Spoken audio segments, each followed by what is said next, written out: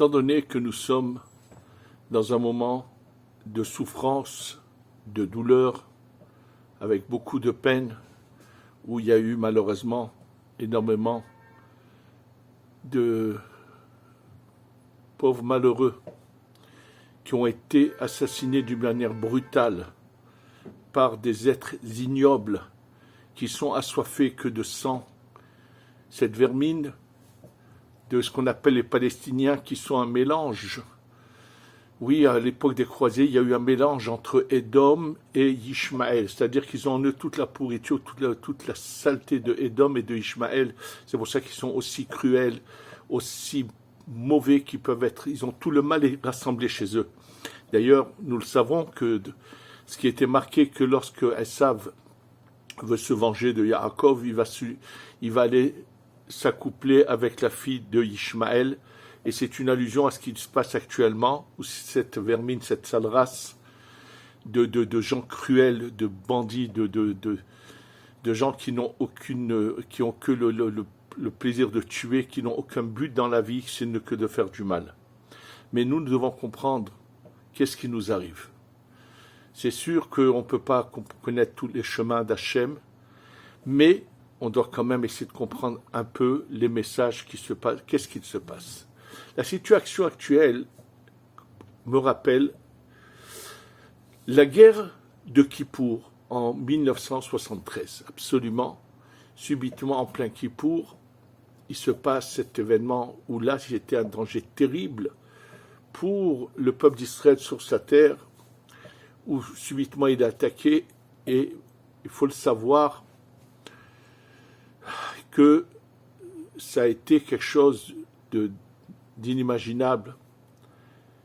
Et à l'époque, le jour de Kippour, j'ai des témoignages là-dessus, le Rav Mordechai Sha'avi, en pleine prière de Kippour, est sorti de son Beth Knesset, est allé dans sa maison, très triste, et qu'on le questionnait. Il ne répondait pas, et c'est que à Sukkot qu'il a commencé à respirer, à dire, ça y est, la situation s'est inversée, et il s'est passé des miracles fabuleux qui ont sauvé la situation. Alors, ce qui s'est passé à Kippour, quelque part, s'est passé maintenant à Simchat Torah. Il est évident qu'il y a un lien entre les deux, et c'est ce qu'on va essayer de comprendre. N'oublions pas qu'à Kippour, ça a été le premier tampon sur notre jugement, à Simchat Torah, c'est le second, donc il y a quand même un lien. Pour comprendre ce lien, je voudrais vous lire ce que j'ai ramené dans un livre que j'ai écrit il n'y a pas longtemps, où j'explique la profondeur de Pesach et Shavuot. Et là, c'est des paroles qui se trouvent dans le Tikkuné Azohar. Ceux qui veulent le regarder à l'intérieur, c'est dans Daf Nun Dalet, page 54, au deuxième côté de la page dans le Tikkuné Azohar. Et là, il parle justement de ce jugement de Rosh Hashanah. Nous savons qu'à Rosh Hashanah, il y a trois catégories. Il y a les tzadikim gmurim, ces tzadikim parfaits qui sont tout de suite inscrits dans la vie. Il y a ce qu'on appelle les reshaim gmurim, les reshaim, les mauvais, les pires, qui sont malheureusement tout de suite écrits dans la mort. Ça ne veut pas dire mort physique, mais qui reçoivent un décret qui n'est pas bon pour eux, qui quelque part coupent leur âme de la lumière. Et il y a ce qu'on appelle les bénonymes, ceux qui sont entre les deux au milieu. Et sur les bénonymes, il est dit qu'ils ont depuis Rosh Hashanah jusqu'à Kippour pour se rattraper. Que se passe-t-il? Ceux qui se rattrapent, tant mieux. Ceux qui ne se rattrapent pas, apparemment, ils sont condamnés. Et là, chose très intéressante que nous dit dans cet endroit-là le Tikkuné Azohar, quand il parle de ça, il dit que les bénonymes qui n'ont pas fait tchouva pendant cette période, que se passe-t-il avec eux? Il dit non maman, c'est fini, ils sont perdus. Il dit qui c'est qui les sauve? Ça va être Moshe Rabbeinu. Et il explique comment Moshe arrive à les sauver. Et il continue le Tikkuné Azohar à nous dire c'est la raison pour laquelle le peuple d'Israël est sorti en Nissan. Le mois de Nissan, c'est un mois qui est protecteur. Ça veut dire que, il dit, s'ils étaient sortis en Tishré dans ce mois de jugement, combien seraient sortis? Chas v'shalom. Donc, Moshe vient sauver la situation. Donc, pendant cette période qui est un mois de dîn, il faut le savoir, quand il y a le dîn, c'est grave. Ça veut dire c'est grave. Ça veut dire on risque d'avoir de moins de protection.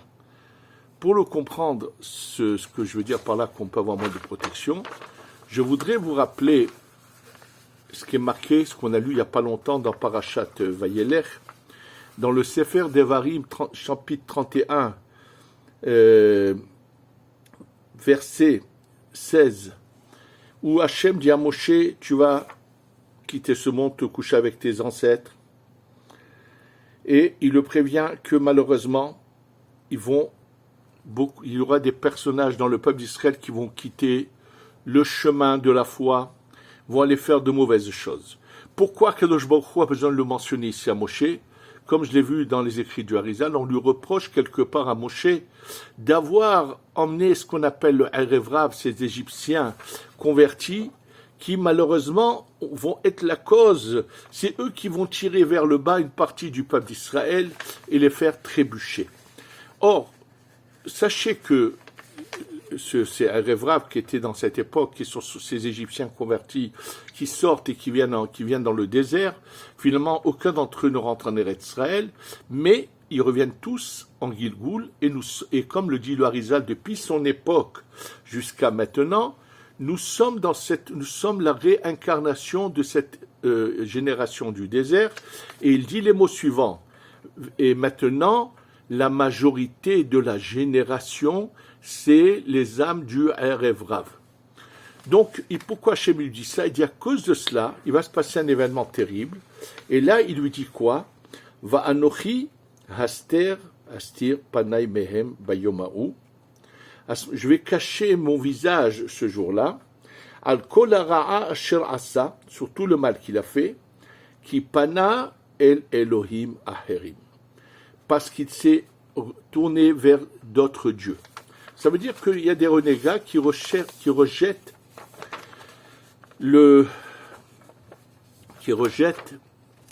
la croyance, l'application des mitzvot, mais il faut le savoir que tout le monde, Rashi entre autres, fait des comptes pour nous dire que dans cette face cachée d'Hachem est cachée également les prophéties de là où Dieu ne nous abandonne pas, où on est finalement délivré. En fait, cette parole est une parole qui justement concerne le mois de Tishré, où c'est le jugement. Et étant donné que c'est le jugement, n'oublions pas que toutes les nations là-haut, les anges sont rassemblés et combien nous veulent du mal. Nous sommes actuellement dans une période qui est certaine, très proche, chaque étape nous rapproche un peu plus de la délivrance. Mais il faut savoir que ceux qui veulent oublier que s'il n'y avait pas la protection d'Hachem, on n'existerait pas, ils viennent d'en avoir la preuve. Comment un pays comme l'État d'Israël, si bien préparé à la guerre, avec une organisation bien structurée, préparée, qui a envisagé toutes les possibilités. On sait qu'il s'est passé des erreurs très graves à cette guerre de Kippour, qui a été vraiment, il a fallu des miracles pour être sauvé, comme ceux de ce fameux général qui s'appelait Kaalani, qui a eu le mérite de sauver la situation au nord d'Israël lorsque les chars syriens dévalaient vers Tveria, et qu'il s'est passé des choses spectaculaires qui ont sauvé la situation, oui. Et là, on assiste aussi à une sorte de bavure terrible, où Israël, qui est tellement bien implanté, qui sait tout ce qui se passe chez nos ennemis, tout d'un coup, a été il y a une grande surprise. Et donc, on voit clairement que tout d'un coup, Hachem a un peu quelque part caché son visage. Malheureusement, on ne peut pas parler de tous ceux qui sont partis, puisqu'il y a eu parmi eux combien de tzadikim, comme on vient de le savoir, qu'un des Kolelman de Ofakim, qui était en route vers la prière du Netzach Hama au Sha'ar Narabas et à Ofakim, dans la rue, a été abattu lâchement par ces êtres, ces monstres que sont ces Palestiniens, et bien d'autres encore. Mais il s'est aussi passé des choses que nous tous, nous devons savoir penser et se remettre en question. Il y en a qui ont certainement une grande part de responsabilité. Il faut le savoir, je me souviens, quand j'étais jeune, à Alger par exemple, Simchat Torah était pratiqué, c'était très beau à la synagogue. Sans parler partout, ici en Israël, dans toutes les villes, moi je suis depuis 47 ans en Israël, Simchat Torah a été une fête un peu reconnue dans tout le pays. Et à la sortie de Simchat Torah, partout il y avait des réunions de danse, tout ce que vous voulez. Personne ne s'est jamais opposé à ce rassemblement de cet acte religieux. Personne n'a jamais ouvert la bouche. Et là, nous sommes en train d'arriver à une période où malheureusement, ces derniers temps, ce qui est marqué qu'au moment de la venue du Mashiach, on va être deux clans. Tous ceux qui sont considérés comme bons parce qu'ils ont la croyance, même s'ils n'appliquent pas tout à la lettre, et une minorité mauvaise qui sont du Erev Rav. Leur âme qui est à l'intérieur d'eux sont du Erev Rav, oui. Qui ont développé une haine contre tout ce qui peut être judaïsme. Oui, malheureusement. Quand à Kippour a voulu être organisé des prières à Tel Aviv dans la rue à Dizengoff, cette minorité de gens qui n'arrêtent pas de combattre, entre guillemets, la réforme judiciaire, mais c'est pas ça ce qu'ils veulent combattre, comme je vous l'ai déjà dit, et je vous ai dit ça plusieurs fois dans mes cours, ils veulent combattre le judaïsme et Dieu.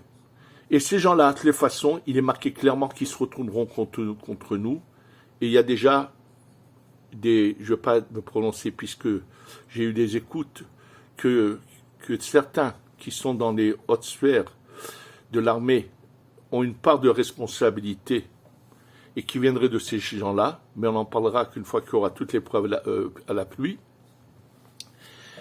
Et donc, ces gens-là combattent, c'est passé cela. Lorsque ces personnes qu'on a empêchées d'organiser les tfilotes de Kippour à Dizengoff ont voulu organiser Simchat Torah, à la sortie de Simchat Torah à Tel Aviv, il a fallu que le maire de Tel Aviv, avec cette bande de racailles qui ont menacé de se battre, de faire de tout pour en empêcher. Et comme l'ont dit, ceux qui comprennent l'hébreu le comprendront, on dit non, ils ont voulu refuser qu'il y ait des hakafot. La hakafot s'est tournée tournée avec le Sefer Torah. Et ils ont reçu à la place des hatkafot, des attaques. Oui, malheureusement, il faut qu'ils sachent qu'ils ont une grande part.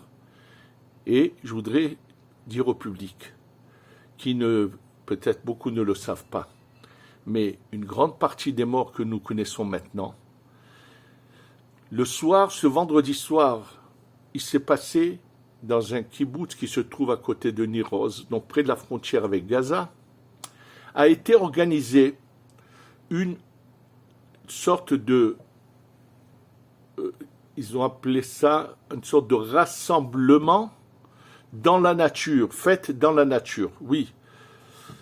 Messibat Teva, ça veut dire qu'on fait venir des jeunes de hommes et femmes, et avec de la musique trans, on avait invité des grands chanteurs non-juifs. Et oui, le jour de Shabbat et de Simchat Torah, on m'a dit qu'il y avait à peu près rassemblé 3000 personnes.